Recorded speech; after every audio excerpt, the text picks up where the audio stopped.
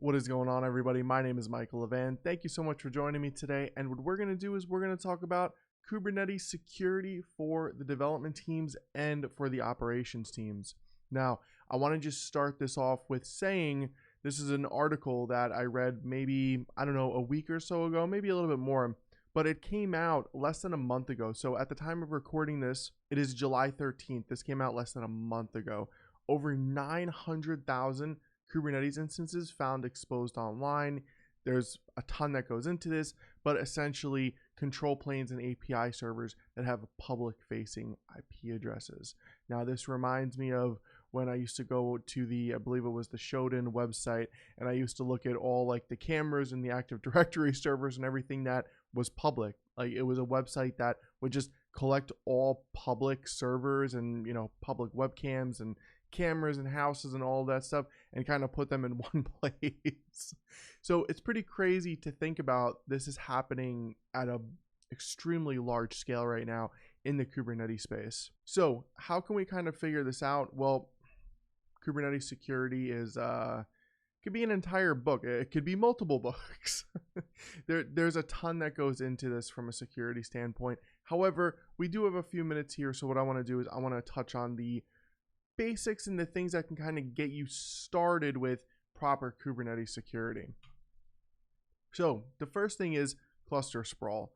The reality is that unless you're an extremely small organization, you're going to have pieces of infrastructure everywhere. So you might have stuff on-prem. You might have stuff in more than one cloud. And because of that, you might want to run Kubernetes maybe on-prem, maybe in a different cloud, maybe in some type of PaaS style solution like OpenShift. So the first thing is you need to figure out a way to manage all of your clusters in one central location. Now, I know this centralized location thing is a little bit of a buzzword, but hear me out because it is really important. Having one location to manage all of your Kubernetes clusters, RBAC roles and permissions, policies that are going into place, all of that is going to be super crucial because what else are you going to do? You're going to have, you know, one set of permissions being managed for Azure, another set for AWS, another set for OpenShift, another set for on-prem Kubernetes clusters. It becomes extremely cumbersome and somebody's got to manage that all, and we don't have time for that as engineers.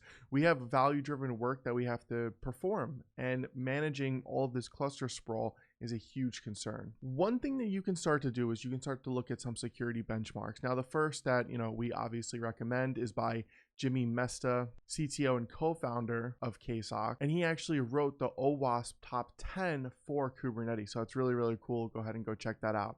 Next is the CIS. So we have some CIS benchmarks, and essentially at the end of the day, they are Kubernetes best practices to follow. Now, you'll see a lot of CIS and even different things that have nothing to do with Kubernetes specifically. For example, JFrog's X-Ray, which is like a container image scanner essentially, you'll see that they're using CIS to manage like severity scans, or not severity scans, but severity roles of like low, medium, high, critical. And then there's the National Vulnerability Database, or NVD, and that's essentially literally a database that has all of the known vulnerabilities inside of it. And you'll see that tools like Checkoff, for example, Sneak, I don't know if I'm pronouncing that correctly, use the NVD to kind of say, okay, let's scan container images and other things on this NVD and use the CIS benchmark scores as well to be able to tell users, hey, these are the vulnerabilities that we think that you may have in your environment. Next is RBAC. So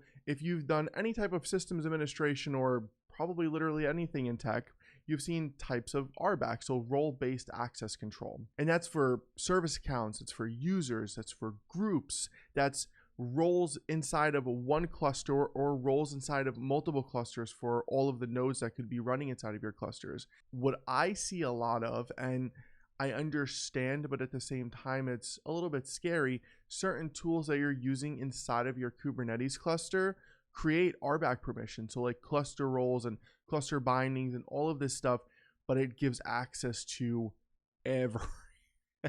everything inside of your Kubernetes cluster.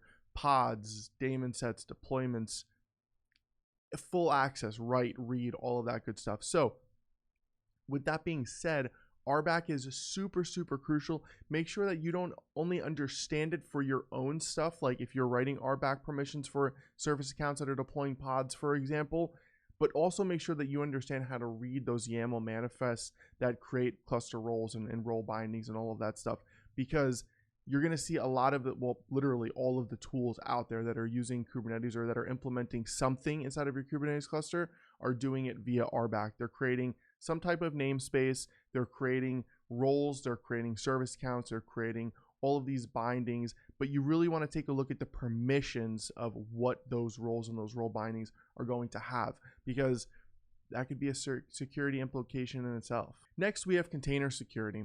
So when we're talking about container security, we're talking about container images primarily. So there's kind of this topic of like, hey, should I manage application vulnerabilities in the same state? And I would say no. I would say that you should manage container or, well, application security prior to the container phase. So once you run your security related tests against the application, then it can be containerized. But once it's containerized, you need to scan that container to make sure that you don't have any vulnerabilities. For example, you're most likely using some type of base image like Ubuntu latest or something like that, unless you're using maybe Scratch or, you know, Alpine or something of a smaller form factor. But regardless of what you're using, like even Alpine, even the Ubuntu latest image, they have vulnerabilities. Like if you use a container image scanning tool like you can use in KSOC to run scans against Ubuntu latest, you're going to see vulnerabilities. They may not be super, super critical, but they are still vulnerabilities. And because of that, you have to do some type of container image scanning. And the question becomes, well, what do I do after that? You know, let's say you have a container image that you scan and, you know, then what? Well, KSOC is working on something right now that's going to help you with the automatic remediation of container images. So definitely stay on the lookout for that. Next, we have Kubernetes security. So the container security is kind of around like, okay, I have this container image. I want to make sure that it's secure before I deploy it to Kubernetes. Then once you deploy, you have to make sure that Kubernetes is secure, or well, maybe you should do that before, or you get the point. So you have cluster security, and then you have pod security. And what I mean by that is you have the operation security. So things like, is the API server secure? Is etcd secure? Is where the cluster's sitting secure? RBAC, all of that good stuff. That's going to be primarily in the ops specific piece, I would say. And then you have pods. So pods are really going to fall into like the dev style security. So where the application is running, how it's running, maybe ingress security and all that stuff. Well, I guess the ingress and the networking pieces could also fall into the ops side. So there's probably going to be some collaboration there in terms of security, and there should be collaboration anyways when we're talking about Kubernetes and DevOps and all of this good stuff.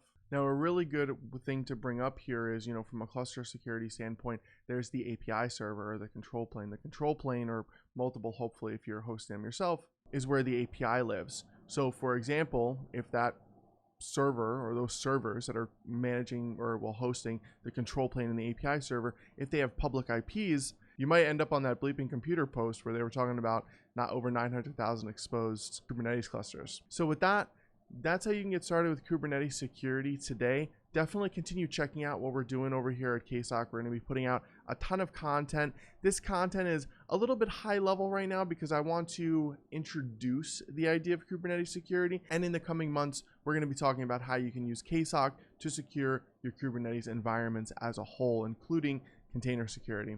Thank you so much for watching. Really appreciate it. And we'll see you again next time.